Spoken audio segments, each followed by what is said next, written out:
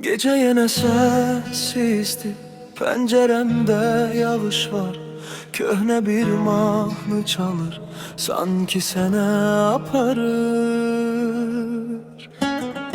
O küçeler, o geceler, adımların kulağımda. Bir şekilin kalıp hele, solmayan hatiremde. Bir zamanlar gülürdük biz, dünya bizim idi sanki. İndiyse her bakışım seni aktarır yine ki. Belki iller geçip üstünden, belki çok şey değişip, ama yüreği unutmur ki neyi nece sevmişti. Hatirelerde kaldın, yüreğimde iz saldın. Sen gitsen de hayatımdan, bir ömür mende kaldın. Hatirelerde kaldın, geceler beni ağlattın.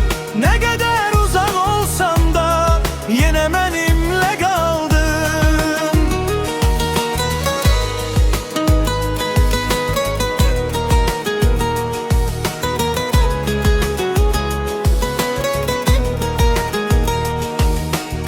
Köhne defter, köhne sözler, adın düşür her setire. Bir vaxt mənə baxdığın gözler gelir yine xəyallarıma. Dostlar deyir unut artık, asan değil bilmirlər. Bəzi insanlar gedəndə xatirələri də gedir. Belki bir gün karşılaşarız, hiç ne demerik birbirimize. Ama gözler danışacak, darıxmışam deyər səssizcə. Hatirelerde kaldın, yüreğimde iz saldın. Sen geçsen de hayatımdan, bir ömür mende kaldın. Hatirelerde kaldın, geceler beni ağlattın.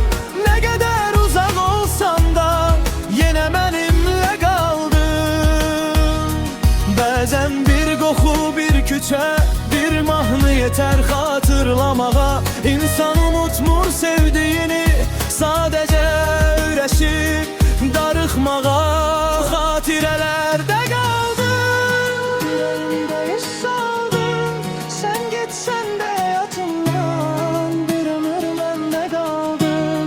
Hatirelerde kaldın, iller keçse de kaldın. Bəzi sevgiler bitmir, sadece hatire olur. Gece yine sessizdir, penceremde yağış var. Köhne bir mahnı çalır, sanki sene aparır.